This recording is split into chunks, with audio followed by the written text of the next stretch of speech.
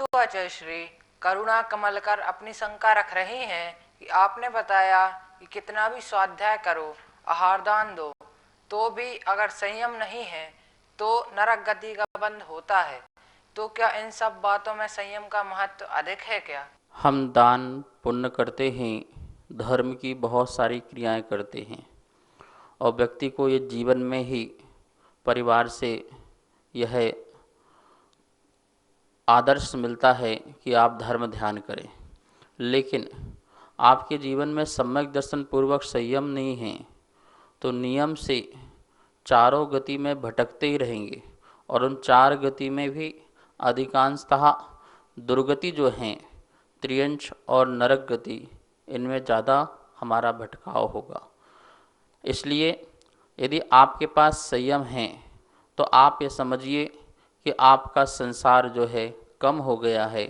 संयम के बिना कोई भी जीव मुक्ति को प्राप्त नहीं हो सकता है और ना आज तक कभी हुआ है।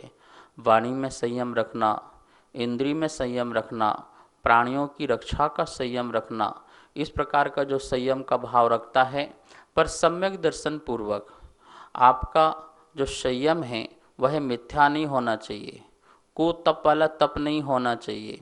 सम्यक तप हो, सम्यक आचरण हो, सम्यक चारित्र हो, सम्यक दर्शन के साथ, तो वह जो है आपके लिए मुक्ति का कारण होता है, कर्मों की निर्जरा का कारण होता है और शीघ्रता से मोक्ष की प्राप्ति भी होती है। इसके बिना कोई जीव जो है मोक्ष को प्राप्त नहीं करता।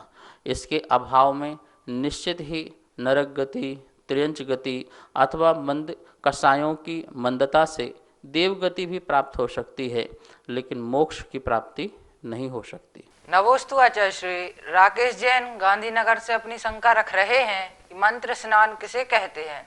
अनेकों प्रकार के स्नान होते हैं। तन की शुद्धि के लिए, मन की शुद्धि के लिए, चेतना की शुद्धि के लिए। तन की शुद्धि के लिए जल स्नान होता है, मन की शुद्धि के लिए मंत्र स्नान होता है और चेतना की शुद्धि के लिए ज्ञान स्नान होता है। आप ग्रस्त हैं, वस्त्रधारी हैं, अनेकों प्रकार का अनेक बार भोजन आदि करते हैं, तो आपकी जो शुद्धि है वो जल स्नान से होती है। बिना जल के स्नान से आपकी शुद्धि नहीं हो सकती है। और जिस समय आप भक्ति करते हैं, पूजा पाठ करते हैं, धोती दुपट्टा पहनते हैं, तो उस समय मंत्र स्नान की भी शुद्धि होती है कि आप अपना मन भी शुद्ध कर लें। सिर्फ तन ही शुद्ध न करें, मन को भी शुद्ध कर लें। और जो साधुगण हैं, त्यागी व्रती गण हैं, वो स्नान नहीं करते हैं, वह मंत्र स्नान करते हैं। मंदिर में जाते हैं तो मंत्र स्नान पूर्वक मंदिर में प्रवेश करते हैं। अशुद्धि आदि में जाते हैं, अर्थात जो दीर्घ संख्या, लघु संख्या आदि कार्य करके आते हैं, तो उस समय भी कायोत्सर्ग पूर्वक मंत्र स्नान करते हैं, अपने मन से मन का शुद्धि करते हैं, वही उनकी तन की शुद्धि है। इसी प्रकार से अपने आत्मा की शुद्धि करने के लिए ज्ञान स्नान, क्योंकि ज्ञान से ही आत्मा की शुद्धि होती है। रत्नत्रय पवित्रते, ज्ञान में सम्यक दर्शन और सम्यक चारित्र दोनों लेना, क्योंकि ज्ञान एक दीपक है जो सम्यक दर्शन को भी प्रकाशित करता है और सम्यक चारित्र को भी प्रकाशित करता है। इसलिए रत्नत्रय में ज्ञान को मध्य में रखा है, सम्यक दर्शन ज्ञान चारित्र। तो इस प्रकार से ज्ञान होने से आत्मा जो है पर पदार्थ को छोड़कर के सौ पदार्थ में स्थित होता है, जिससे आत्मा की शुद्धि होती है। इस प्रकार से मंत्र स्नान का मतलब हुआ मन की शुद्धि। मन की शुद्धि बिना भोजन नहीं आप साधु को देते हैं, तो मन की शुद्धि के बिना अभिषेक आदि क्रियाएं कैसे करेंगे। इसलिए क्रिया में, धार्मिक क्रियाओं में मंत्र शुद्धि का भी बहुत महत्व है। नमोस्तु आचार्य श्री। ममता जैन असम गुवाहाटी से अपनी शंका रख रही हैं कि तीर्थंकर का आहार जिस श्रावक के घर में होता है वह एक भवावतारी होता है, तो क्या उस घर के सारे सदस्य ही मोक्ष जाते हैं? तीर्थंकर मुनिराज का जहाँ भी प्रगाहन होता है, उस श्रावक का बहुत ही अतिशय पुण्य का उदय है। सचमुच में उस जीव ने अपना श्रावक धर्म जो है उसको श्रेष्ठ किया है। ऐसा पुण्यशाली जीव होना अपने आप में महा सौभाग्य की बात है। लेकिन तीर्थंकर को जो आहार देता है वो उसी भाव में मोक्ष जाता है, ऐसा नहीं है। पर यह है कि नियम से मोक्ष जाता है, ऐसा नियम है। जैसे चंदनवाला ने भी तीर्थंकर महामुनिराज महावीर स्वामी को आहार दिया, तो क्या वो उसी भाव से मोक्ष गई? नहीं, वो स्त्री पर्याय है, कैसे जा सकती है? तो वह अन्न पर्याय में मनुष्य पर्याय को धारण करके फिर मुक्ति को प्राप्त होती हैं। इसी प्रकार से उसी भाव में यदि मनुष्य कोई तीर्थंकर को आहार देता है, विशुद्धि प्राप्त करके मुनि बन करके मोक्ष जा सकता है, इसमें कोई बाधा नहीं है। लेकिन जरूरी नहीं है कि उसी भाव से ही मोक्ष जाए। लेकिन ये निश्चित है, जिन जिन ने तीर्थंकर मुनि महामुनिराज को आहार दान दिया है, उनका परिवार और उनका जो श्रावक देने वाला, क्योंकि जिन्होंने अनुमोदना कर दी, परिवार ने भी यदि अनुमोदना कर दी, किसी जीव ने भी अनुमोदना कर दी, तो और तीर्थंकर को अपनी आँखों से महामुनिराज के अवस्था में भी देख लिया, तो नियम से उसका कल्याण होता ही होता है। नमोस्तु आचार्य श्री। सुभाष महासदा मालेगांव वाशिम से अपनी शंका रख रहे हैं कि सम्यक दर्शन के 8 अंग में अमूढ़ दृष्टि अंग कहा है, तो फिर अलग से 3 मूर्ता का कथन क्यों आता है? जैन दर्शन में व्याख्यान जो है एक सामान्य दृष्टि से होता है और एक विशेष दृष्टि से होता है।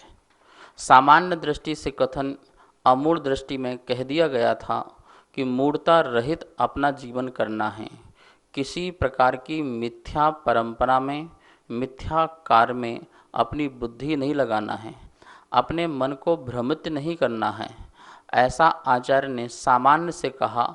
और बोले ये आपका अंग है, ये ध्यान रखना। जैसे शरीर के 8 अंग होते हैं और एक अंग भी विहीन हो जाए तो वो विकलांग कहलाता है, ऐसे ही तूने यदि 8 अंगों में से एक अंग निकाल दिया तो तू भी धर्म के प्रति विकलांग हो जाएगा। इसलिए वहाँ पर एक सामान्य कथन किया है कि आपको देव शास्त्र गुरु पर ही श्रद्धा करना है। और भी विशेष समझाने के लिए आचार्यों ने फिर कहा कि 3 प्रकार की मूर्ताओं का त्याग करें।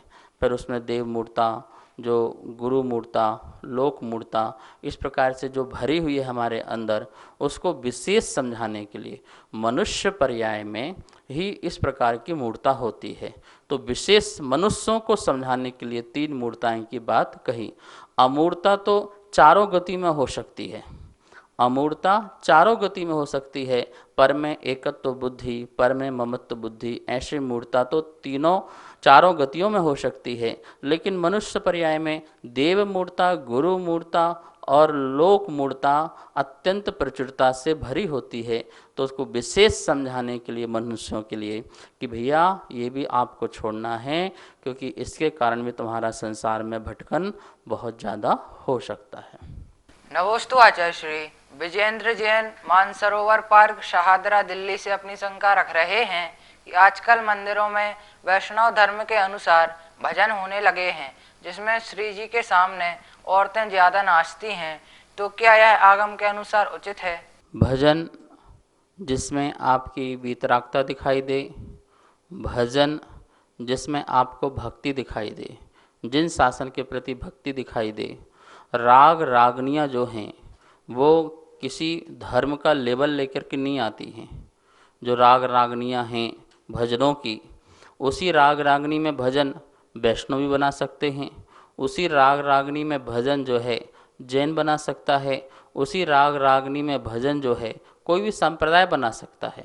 राग और जो गाने वाले जो आलाप हैं वो कॉमन होते हैं, उसमें डालने वाले जो शब्द हैं वो शब्द महत्वपूर्ण होते हैं।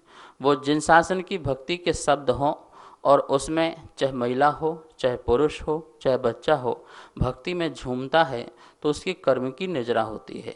मन में भक्ति होना, वचन से भक्ति होना और तन से भी भक्ति होना, तीनों की भक्ति जब मिल जाती है तो वह जीव जो है बहुत सारे कर्मों की निजरा करता है। इसलिए ये ध्यान रखना, हमारे यहाँ मंदिरों में नाचते नहीं हैं, नृत्य करते हैं। नाचना क्या होता है? नाचना तो ये जो कुचारित्र के लोग होते हैं, जो चारित्रहीन होते हैं, वो नाचते हैं, अपना अंग का प्रदर्शन करते हैं। यहाँ अंग का प्रदर्शन नहीं है, ये भक्ति का आत्मदर्शन है, जहाँ पर नाचना नहीं है, नृत्य है। और यहाँ पर तो कहीं चमर लेकर के, कहीं हाथ जोड़ करके, कहीं नमन करते हुए, कहीं नमोस्तु करते हुए भगवान को पीठ नहीं दिखाते हैं, किसी प्रकार का अभद्र प्रदर्शन नहीं करते हैं। तो इसलिए आप इसे नाचने का नाम मत लीजिए, इसे नृत्य कहिए। नृत्य ऐसा कि जो हमारे कर्मों की निर्जरा कर दे, ठीक है ना। और वह नृत्य हमेशा करना चाहिए। कभी भी भक्ति का प्रसंग हो, ध्यान रखना, शादी में नाचते हो वहाँ कर्म का बंध है, वहाँ भोग का प्रदर्शन है, वहाँ अंग का प्रदर्शन है। और मंदिर में नृत्य करते हो भक्ति में, तो वहाँ पर आत्मदर्शन का प्रतीक है, प्रभु से मिलन का प्रतीक है। इसलिए उस चाहे महिला हो, चाहे कन्याकुमारी लड़कियाँ हों, चाहे अन्य कोई भी हो, उनको नृत्य करने से मन वचन काया की भक्ति का फल मिलता है।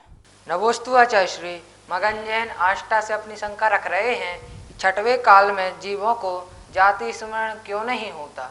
छठवां काल दुखमा काल है।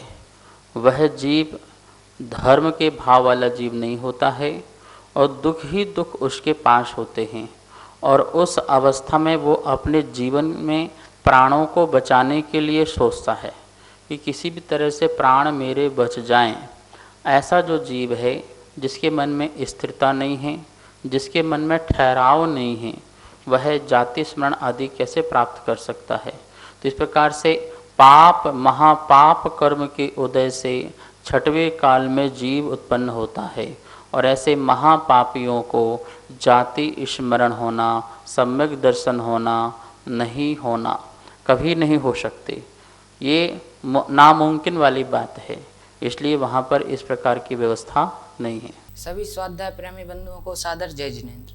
आगमधारा शंका समाधान निरंतर पारस चैनल पर प्रसारित हो रहा है, जिसके पुण्यार्जक बनने का लाभ आप सब प्राप्त कर सकते हैं, जिसकी राशि एक दिन के लिए 2100 रुपये और एक महीने के लिए 11,000 रुपये की राशि रखी गई है। आप नीचे दिए नंबर पर संपर्क कर सकते हैं। आपका नाम पारस चैनल पर प्रसारित किया जाएगा। जय जिनेन्द्र।